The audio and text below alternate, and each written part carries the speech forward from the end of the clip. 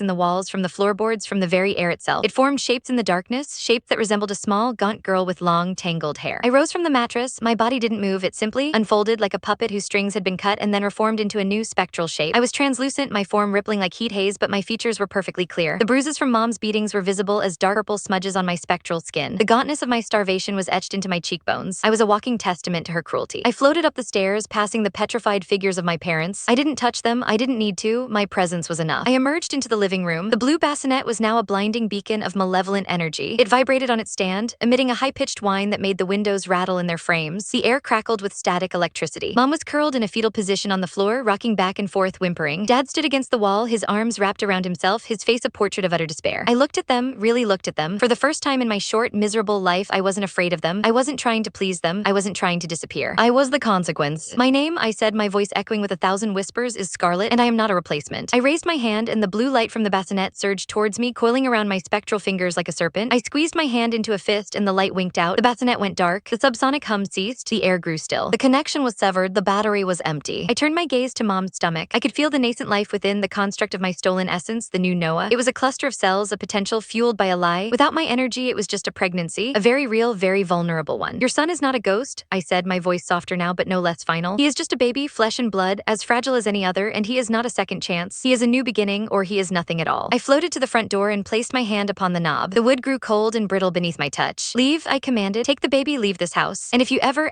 try to replace me again, to build a monument to your grief on the bones of another child, I will not be a whisper in the walls. I will be the storm that tears this house down around your ears. The key, which had been in the lock, turned of its own accord. The deadbolt clicked open. I turned back to look at them one last time. The house, my house, groaned and shifted, the old timbers creaking in agreement. It was expelling them, rejecting them. Goodbye, Mommy, I said. Goodbye, Daddy. I hope you learn how to be parents to the child you actually have. With that, I opened the door and stepped out into the light of the real world. The sunlight streamed in, warm and golden and indifferent. And as I crossed the threshold, the spectral chains that had bound me to the decaying corpse in the basement shattered. My physical form collapsed into a pile of ash and bone on the stained mattress. I was free. Behind me, I heard the sounds of frantic scrambling. The front door slammed shut, the sound of tires spinning on gravel. And then silence. The house was quiet, truly quiet. The oppressive atmosphere of grief and madness had lifted. The air smelled of dust and sunshine, not rot and chemicals. I wandered the empty rooms, a ghost no longer bound by vengeance but by memory. I found my old room, the one I'd been forbidden to leave. On the desk was the notebook, open to the page where Mom had forged my suicide note. I touched it and the ink faded, the paper crumbled to dust. The lie was unwritten. I floated to the living room and looked at the blue bassinet. It was just a bassinet now, empty, stripped of its power, a sad, hopeful thing waiting for a real child. And then from the street outside, a new sound pierced the silence, the high-pitched, gurgling cry of a newborn. I smiled, a real smile, the first one I had ever truly earned. My parents had left. They had fled, driving away from the house, away from the ghost they had created. Would they keep the baby? Would they finally